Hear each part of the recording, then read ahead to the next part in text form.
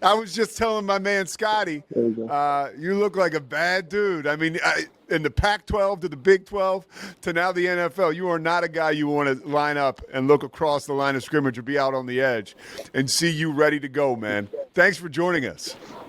Thank you for having me. I appreciate you saying that. That's really that's what I try to do.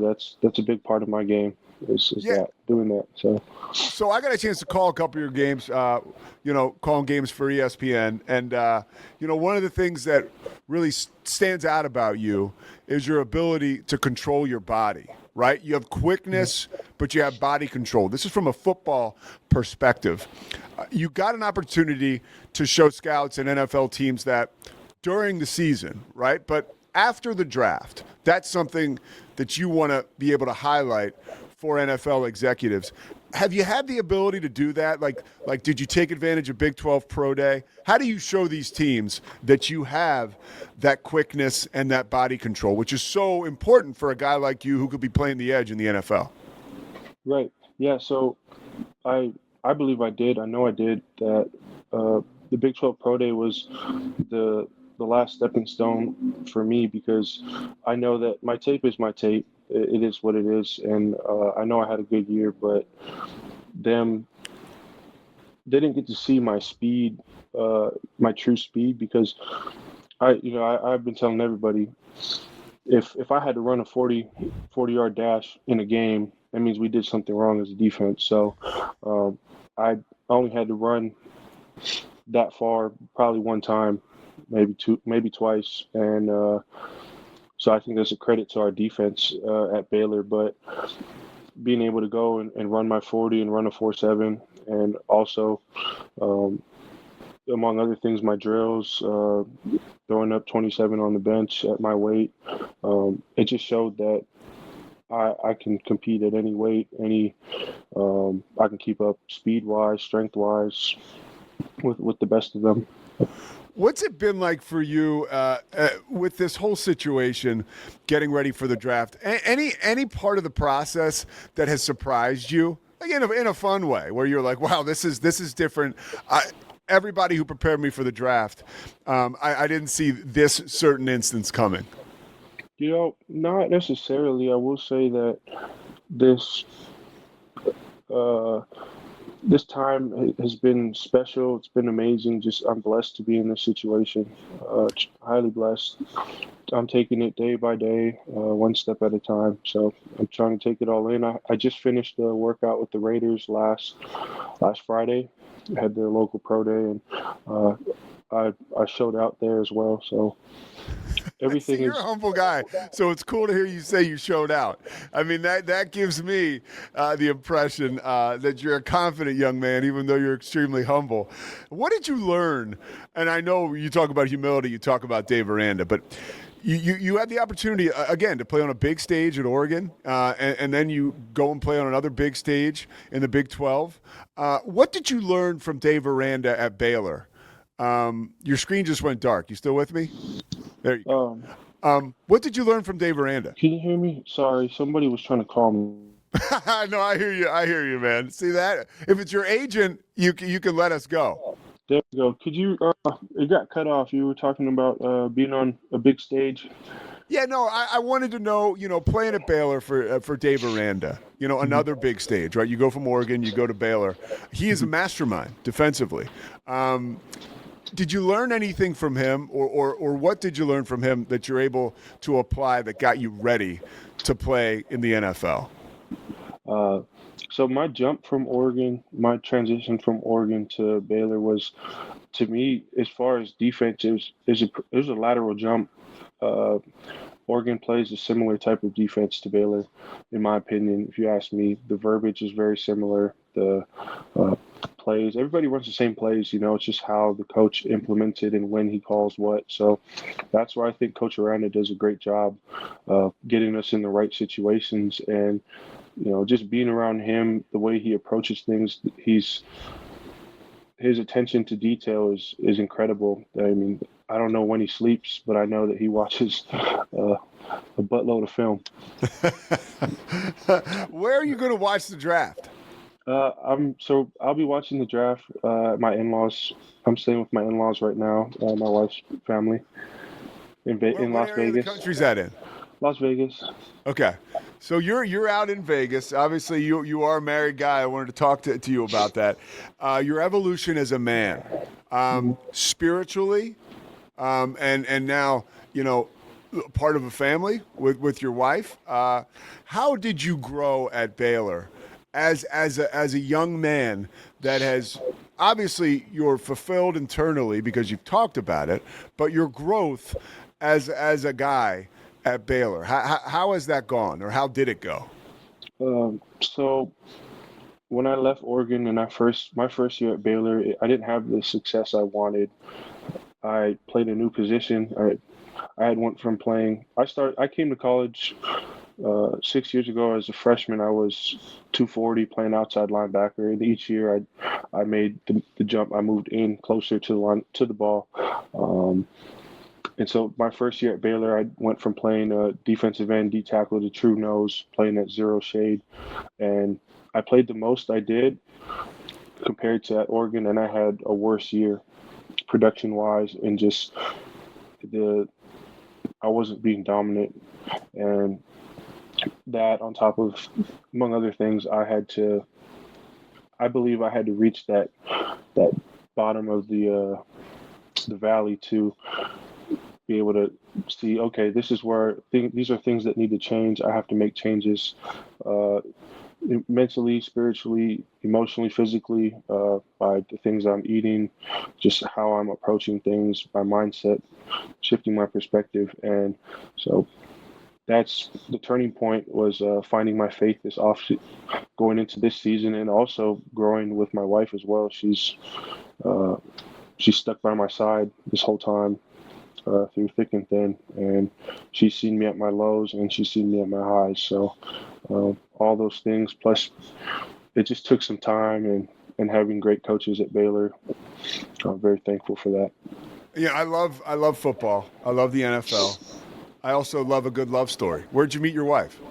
Me and my wife are high school sweethearts. So when I was going to Bishop Gorman in Las Vegas, so she was going to Faith Lutheran High School. It's another private school down the street. Literally like a 15-minute drive on the same road. So I always say the smart people go to Faith Lutheran, the athletes go to Bishop Gorman. I think Milos Uzan went to Bishop Gorman, if I'm not mistaken. The point guard for Houston. Oh shoot, I didn't. Honestly, I don't keep up very much with basketball, but his name does sound familiar. So Yeah. Well, that's because Trev, you've been working out 6 days a week, twice a week. You don't yeah, have time to do much else. Are you in no, the best shape of your life? I am. I feel great. I'm getting back to because there's football. There's the first 3 months up until pro day. I was training like a track star to be a track star, and now it's time to be go back to being a football player. And there's a big difference between being in shape and then being in football shape. And uh, really, the only way you get to that is by playing football and practicing. So whatever else you can get in at this time is what you can get in. Right now, the Baylor football team, there's a ton of excitement heading into next season, and you're a huge part of that. What you guys did to stay together as a team this year when the going got tough, right? And to continue to play together as a family and for one another. You guys exceeded expectations and reached new heights. There's a lot of excitement around this program now. And I think one of the coolest things about this team is that nobody's really left. I mean, certain guys left for certain opportunities, but the nucleus of this team has stayed together.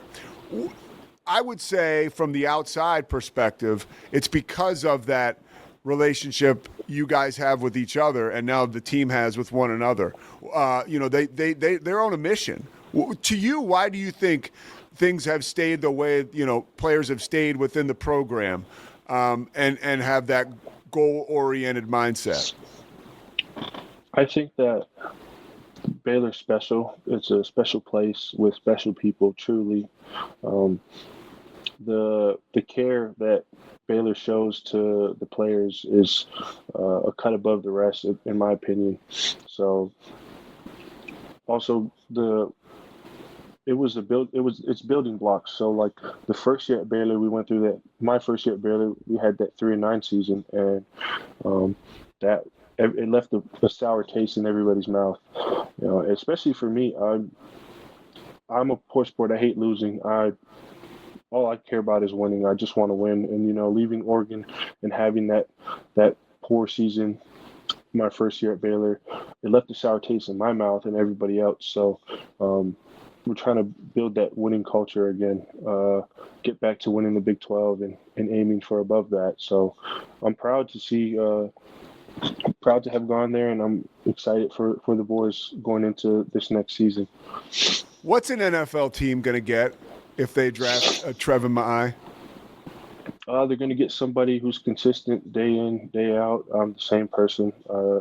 Every day when I show up, they're going to get somebody who's relentless, whose work ethic fits the mold.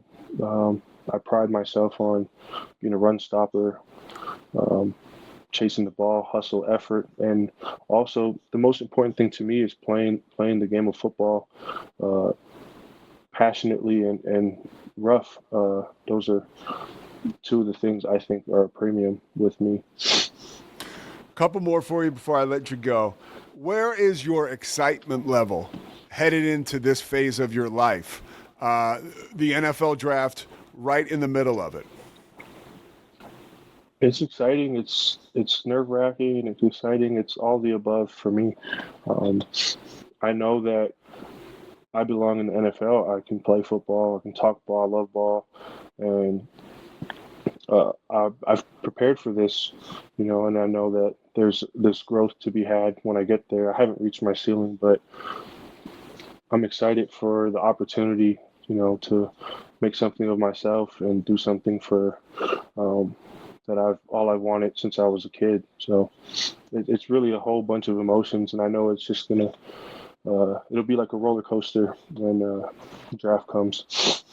How about you mentioned consistency on the field, right? That's what an NFL team has gotten. I imagine your diet has been consistent recently. What are you eating? What's like the mainstay that you're eating to get in this kind of shape? So my wife has been meal prepping for me. She cooks my meals. I'm very blessed to have her taking care of that for me. But I eat rice with every meal. That's my favorite carb. Growing up in Hawaii, that's a staple food for us. It's easy to make. A lot of pulled pork, steak, chicken, just plain protein, and also I've been trying to eat more vegetables, so having broccoli Normandy really helps get them in. And eating lots of fruits, a lot of water. It's nothing special, nothing nothing high tech or advanced. It's just the basic things that it's not what you don't have to have all the special crazy things you see in the magazines. It's just you make do with what you have, and you be consistent with it. So, what's something about you that nobody knows? Sorry, say again. It cut out. Sorry, my Wi-Fi is not too good. What is something about you that nobody knows? Something positive. I think most people who haven't talked to me, they might just see me on the field, and I play nasty. I play rough, and I take pride in doing that. I don't show any mercy on the field. But so people might see that and see when I take my helmet off on the sidelines, I'm in a different I'm in a different zone, a different time and space from the rest of the world. And when I leave the stadium, when I'm not at football, I'm at peace. I'm a happy person. So I may not look happy on the field, but it brings me happiness doing that. And to do that, you have to be a certain way, in my opinion. So, but outside of that, I love spending time with my wife, spending time with my dogs, reading books. So, um, yeah, I'm not as, the bad guy on off the field, I think that's what's special about football. You can sort of almost go into character on the field, right? And just Right. be almost somebody who you're not. And clearly you are a bad dude on the football field. And I, like a lot of other people here in Central Texas, Treven, look forward to watching you on Sundays, man. So best of luck to you. We will continue to follow your career. And, good luck next week with the draft. I'm sure it'll be stressful, but I can guarantee it's going to be rewarding. No doubt. I just want to thank you again for having me on. It's a pleasure. I always appreciate the opportunity to talk to people. So, Yeah. thank you. I wish you the best, and we'll be in touch. As my career goes on. So, thank you. Look forward to it, man. Good luck, Treven. Thank you. Bye bye. Treven Ma'ae, a real tough guy not to like a lot, dude. And man, I would love if he ended up with the Raiders.